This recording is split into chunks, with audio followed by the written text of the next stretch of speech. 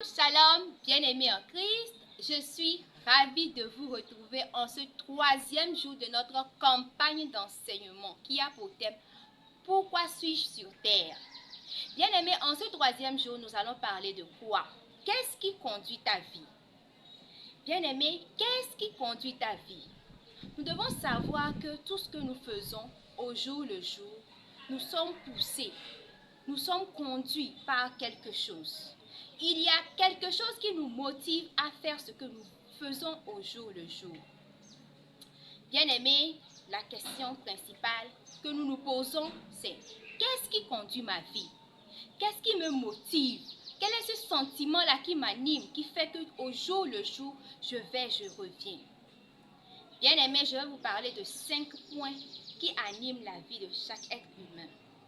Nous allons d'abord parler de la culpabilité. Bien-aimés, la culpabilité est ce sentiment-là qui nous anime, est ce sentiment de remords que nous avons. Ce sentiment-là nous empêche en fait de laisser notre passé derrière nous. Ce sentiment-là fait que nous n'arrivons pas à avancer. Nous sommes tout le temps dans le passé, à remuer le passé, et cela nous dérange.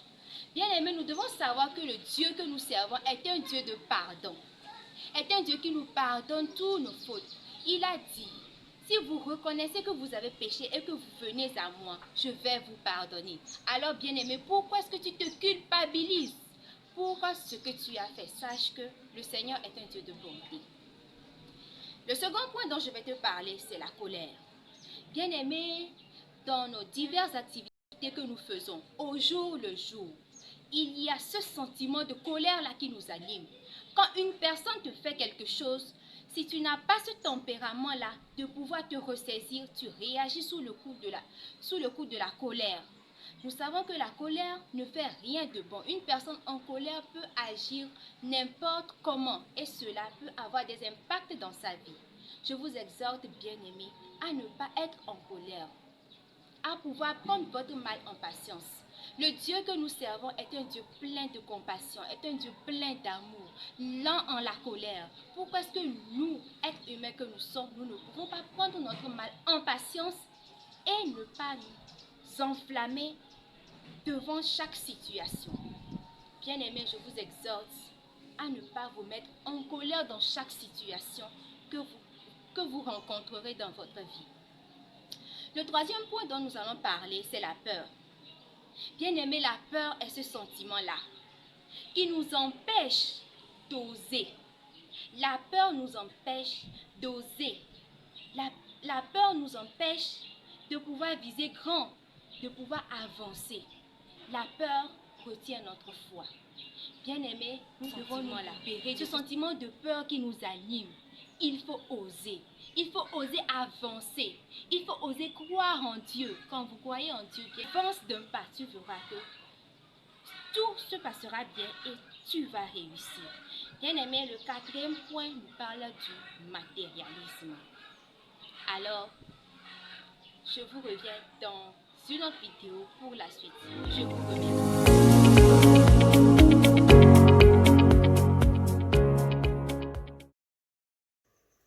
Hello, bonsoir, comment vous allez? J'espère bien. Moi, de mon côté, pas mal.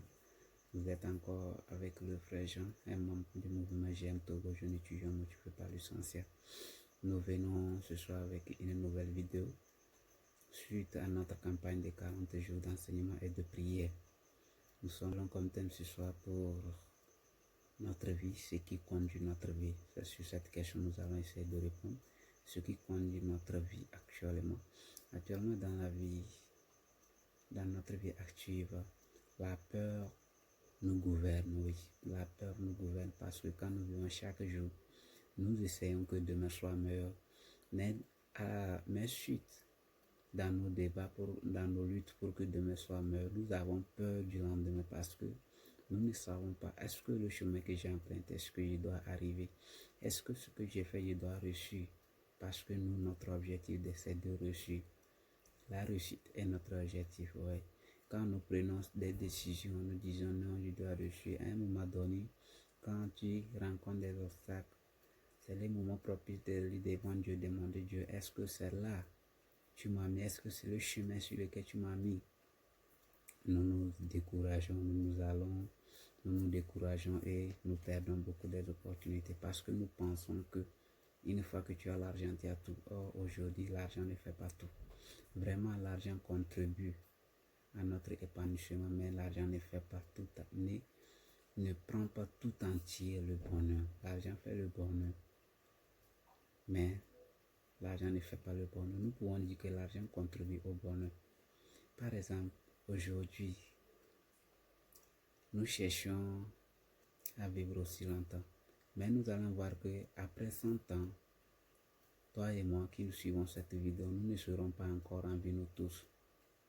Mais ceux qui seront encore en vie nous tous n'auront pas la capacité de dire quelque chose à quelqu'un que toi, prends ceci, fais ceci pour aussi, parce que la vieillesse, d'ici 100 ans, plus notre âge, nous serons assez vieux que nous ne pouvons plus exprimer tout ce que nous voulons donner quelqu'un comme conseil. Vous voyez, non? Mais si nous cherchons aujourd'hui, nous ne cherchons pas ce que Dieu veut de nous pour pouvoir assurer, garantir notre vie à venir. Nous pouvons rater nos 100 ans à venir des jours. Parce que si tu as peur qu'aujourd'hui, non, ça, la situation ne va pas, je n'ai pas d'argent, il doit chercher beaucoup d'argent. Et tu n'as pas la paix du cœur en toi-même, de cultiver la paix en toi-même pour pouvoir exprimer ça à quelqu'un, nous allons tomber dans beaucoup de tentations. Vous voyez, la paix du cœur, la joie. Quand tu es en joie, tu es un peu, c'est-à-dire tu dégages en toi un esprit de collaboration. Tu peux donner quelque chose de meilleur de toi. Mais quand tu n'as pas en joie, tu as peur toujours que non, je dois réussir. Si je ne réussis pas, je dois me forcer à réussir. Le fait de cultiver la culpabilité en nous, qu'il doit réussir comme les autres ont réussi chaque jour, nous amène à rater notre destin. Ok, nous devons patienter et espérer en Dieu. Merci beaucoup. Abonnez-vous pour les prochaines vidéos. Nous expliquerons encore davantage comment nous pouvons nous procéder pour avoir un avenir meilleur. Merci beaucoup et bonne nuit à vous. Bye bye.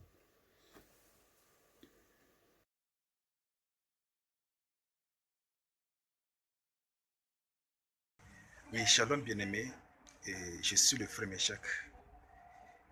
Comme vous venez d'apprendre, on partageait avec vous aujourd'hui. Qu'est-ce qui continue votre vie? Toi qui me vois, qu'est-ce qui continue ta vie? Ta vie est conduite par quoi, mon frère, ma soeur? Ta vie est conduite par quoi? J'aimerais rajouter à un point qu'on vient de nous donner, le besoin d'être approuvé. Oui. Bon nombre de gens se laissent contrôler, conduits par leur besoin d'être approuvé. Que si de savoir que ceux qui se laissent conduire par le Saint-Esprit arrivent toujours à accomplir le plan de Dieu. Oui. Vous ne pouvez pas plaire à tout le monde. Jésus dit à ses disciples, dans Matthieu 6, verset 24, que vous ne pouvez pas, personne ne peut servir deux maîtres. Personne ne peut servir deux maîtres. À passer à côté du plan de Dieu pour votre vie.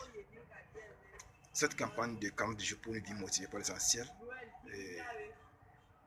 vous apprendrez à mener une vie motivée par l'essentiel, à avoir un but, à découvrir, à vous diriger vers les projets de Dieu pour votre vie. Avoir un but, c'est très essentiel. Il y a plein des avantages d'une vie motivée par l'essentiel. Un des avantages est que savoir quel est votre objectif. Oui, savoir quel est votre objectif vous donne un sens de votre vie. Vous savez, la vie n'a aucun sens si nous n'avons pas un but, un objectif. Sans Dieu, la vie n'a aucun sens. Nous n'avons aucune raison d'être exister. Il y a des gens qui ont expérimenté leur désespoir dans la Bible comme Esaïe, Job. Si vous êtes dans une situation très grave, prenez courage. Dieu a un plan pour votre vie. Et c'est un plan de bonheur et non de malheur. Sur Jérémie 29, verset 11. Et l'apôtre Paul fortifie les Éphésiens que il faut savoir que oui, tu ne peux jamais au-delà de nos demandes. Et il ne faut pas te laisser appeler par les gens. Tu n'es pas les autres. Sois béni.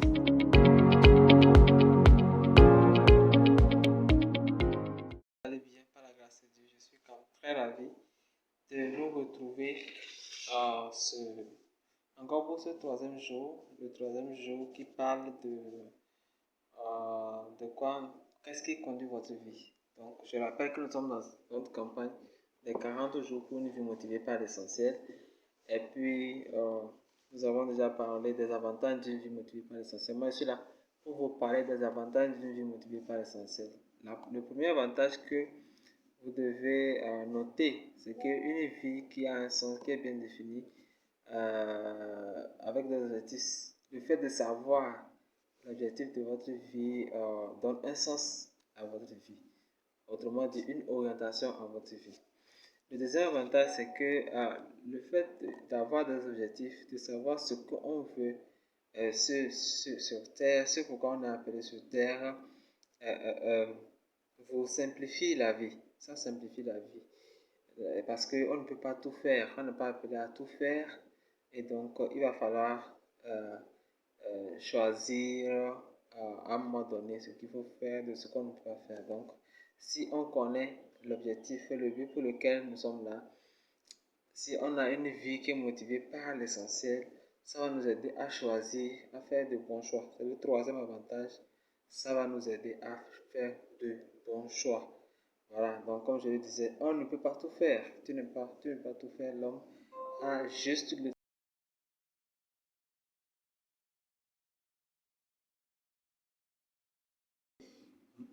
nous savons les objectifs pour lesquels, bien le but pour lequel nous sommes là. Ça nous aide à concentrer notre énergie sur l'essentiel. Et ça, c'est très important pour nous en tant que chrétiens. Alors, le quatrième avantage d'une vie qui a un objectif, qui a des objectifs plutôt, c'est que cela nous motive. Voilà. Lorsque vous vivez, savoir quel est l'objectif de votre vie vous motive. Donc, la motivation est importante parce que ça nous aide à persévérer. Voilà, ça nous aide à persévérer, à être tenace, quelles que soient les difficultés. Et le cinquième et le dernier avantage d'une vie motivée par l'essentiel, ou encore savoir quel est votre objectif vous prépare pour l'éternité. Savoir quel est votre objectif vous prépare pour l'éternité, ça c'est très important. Je vais beaucoup m'attarder sur ce point. Pourquoi? Parce que beaucoup de gens aujourd'hui travaillent